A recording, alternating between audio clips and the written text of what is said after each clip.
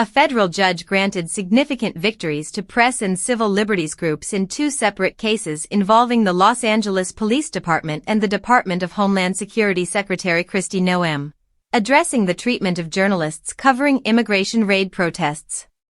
U.S. District Judge Hernan D. Vera issued preliminary injunctions that prohibit the LAPD from arresting journalists for failing to disperse or interfering with their ability to report on protests. Similarly, federal officers from the Department of Homeland Security are barred from dispersing, threatening, or assaulting journalists who have not committed unrelated crimes, ensuring that media coverage is protected under the First Amendment. In his order regarding the Los Angeles Police Department, Vera criticized what he called the department's heavy-handed efforts to control protests during the summer, concluding that these tactics violated state and federal law.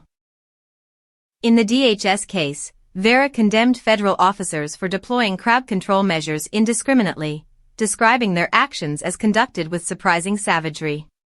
He emphasized that such behavior creates a chilling effect on journalists attempting to cover public events and peaceful protesters exercising their right to free expression. The judge underscored that the violent actions of a small number of participants do not justify the use of near-lethal force against the broader public. He wrote that federal officers endangered journalists, protesters, and bystanders, asserting that the First Amendment demands better. Press rights advocates responded positively to the rulings. Adam Rose, chair of the Los Angeles Press Club, noted that efforts to encourage the LAPD to train officers and discipline misconduct had long been ignored, leaving judicial intervention as the necessary corrective. The First Amendment Coalition initially filed the lawsuit against the LAPD in mid-June on behalf of the Press Club and the independent outlet Status Quo, highlighting repeated abuses during protests. Days later, a similar suit was filed against Secretary Noem on behalf of journalists, including members of the News Guild Communications Workers of America, citing federal officers' unconstitutional conduct.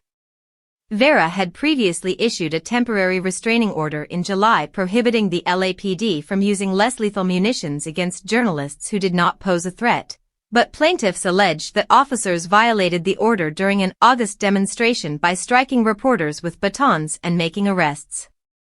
The rulings now provide stronger legal safeguards, reaffirming that journalists have the right to cover public protests without fear of harassment or violence, and establishing clear limitations on the authority of both local and federal law enforcement. Officials from both agencies were contacted for comment, though no immediate responses were reported.